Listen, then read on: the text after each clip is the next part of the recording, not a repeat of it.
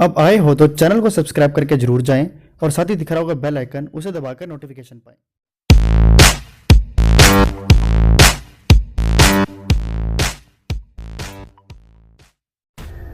नमस्कार दोस्तों, आपने आए दिन टीवी चैनल्स देखते ही होंगे।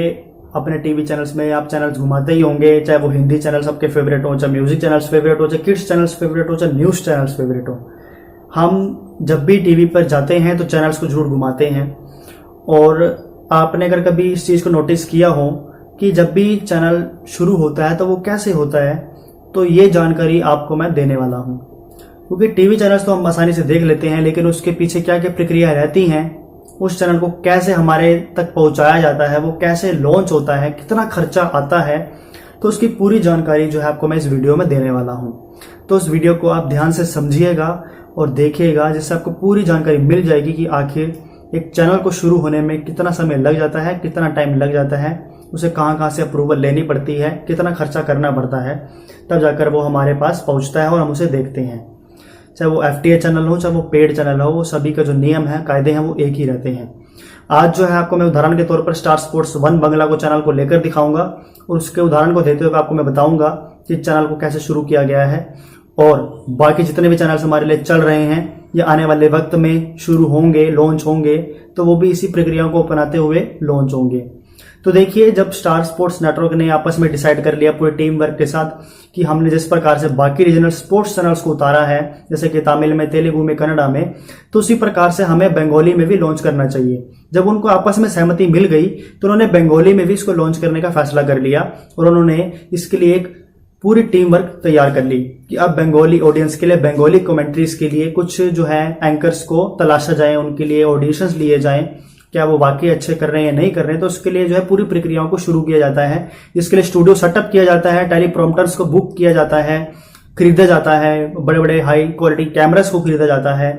और पूरी टीम जब इसमें तैयार हो जाती है, स्टूडियो सेटअप पूरा तैयार हो जाता है, और इस स्टूडियो सेटअप को तैयार करने में जो खर्चा आता है वो करीब करोड़ों रुपए में आता है, लाखों रुपए में नहीं आता है। क्योंकि स्टूडियो सेटअप का जो खर्चा है वो काफी ज्यादा है और एंकर्स को तनख्वाह भी देनी होती है, तो बहुत ही खर्चा इनमें आता है। अगर कोई न्यूज चैनल की बात करें तो उसमें इससे भी ज्यादा खर्चा रहता है, क्योंकि वो उनके पास जो ओबी वैन्स होती हैं वही करोड़ों रुपए की होती हैं। तो मान लीजिए कितना एक न्यूज चैनल को शुरू करने में खर्चा होता है। लेकिन यहाँ पे एक स्पोर्ट्स चैनल की बात की जा रही है, तो यहाँ पर आपको मैं बताऊं कि खर्चा तो यहाँ पे भी करोड़ों रुपए में आपका आएगा, लेकिन उतना नहीं आएगा जितना न्यूज चैनल को शुरू करने के लिए आता है।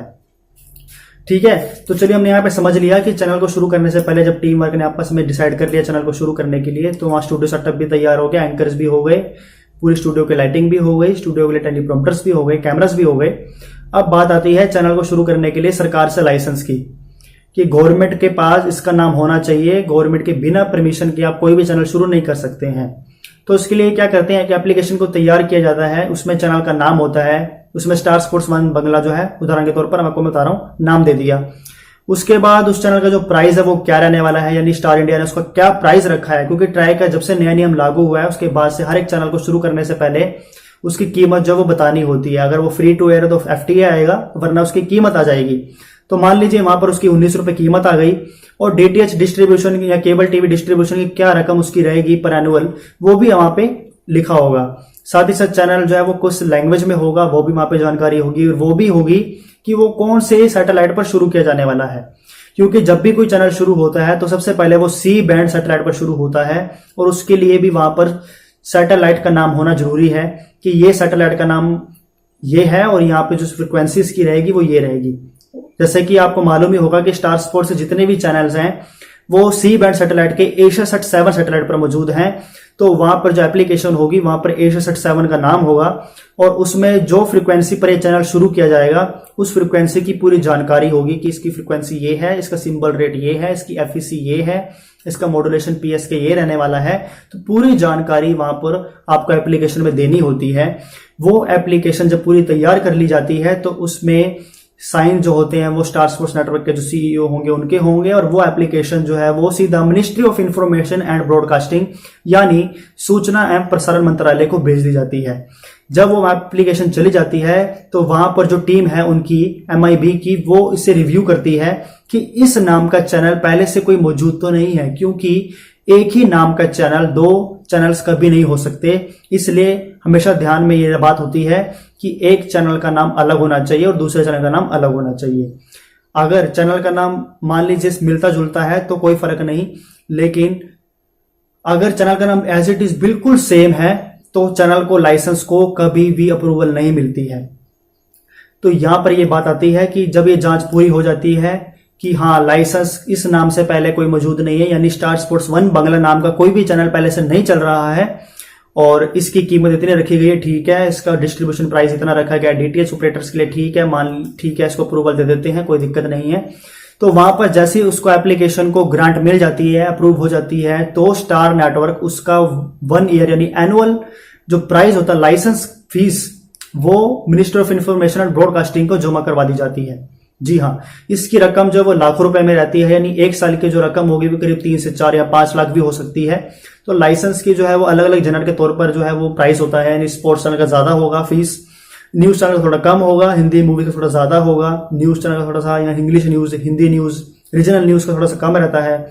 तो चैनल का जो प्राइस है वो उसके जनरल के हिसाब से होता है।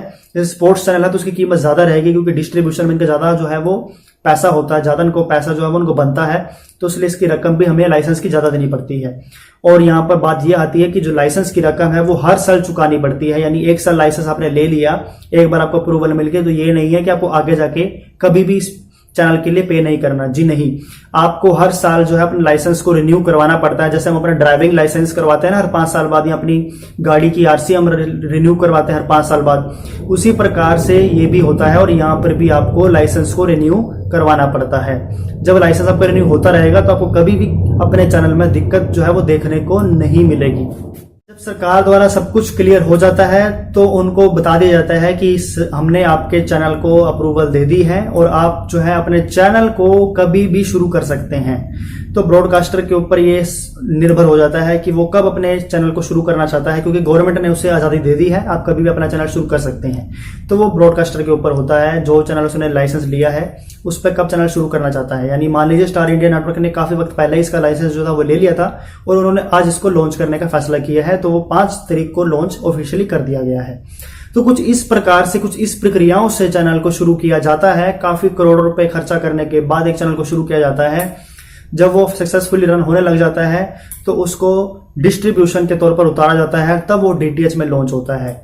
अब यहाँ पर चैनल को सरवाइव करने के लिए एडवर्टीजमेंट्स के रूप में हमें पैसा मिलता है, या हमें स्पॉन्सर जो मिलते हैं उससे पैसा मिलता है। जब हम अपने चैनल को चला पाते हैं, उसको बनाए रखते हैं, क्योंकि बिना पैसों के कोई भी चैनल जो है वो इंडिया में क्या कहीं पे भी स्टे नहीं कर सकता है। तो सबसे बड़ा जो पैसों का सुगात है हमें एडवर्टीजमेंट यानी विज्ञापनों से ही मिलती है, तभी चैनल हमें देखने को मिलते रहते हैं। तो हमारे लिए कहना काफी आसान हो जाता है कि ये चैनल हमको बकवास कार्यक्रम पेश करता है, इसमें फिल्में अच्छी नहीं आती है, इसमें न्यूज अच्छी नहीं आती है। लेकिन यहाँ पर बात आती है कि वो काफी करोड़ों रुपए खर्चा करके चैनल को शुरू करते हैं, तो हमारे हिसाब से किसी भी चैनल को हम बुरा हमें नहीं कहना चाहिए। दोस्तों, आज की इन्फॉर्मेशन इसी प्रकार से थी। यदि आपके मन में कोई भी सवाल है कि और जो मैं आपको ना बता पाया हूं और आपको लगता है कि इसके बारे में आप जानना चाहते हैं, तो मुझे आप कमेंट के जरिए भी पूछ सकते हैं। बाकी जो भी मुझे कोई जानकारी आएगी तो जरूर के साथ मैं शेयर करता ही रहूंगा। नमस्कार।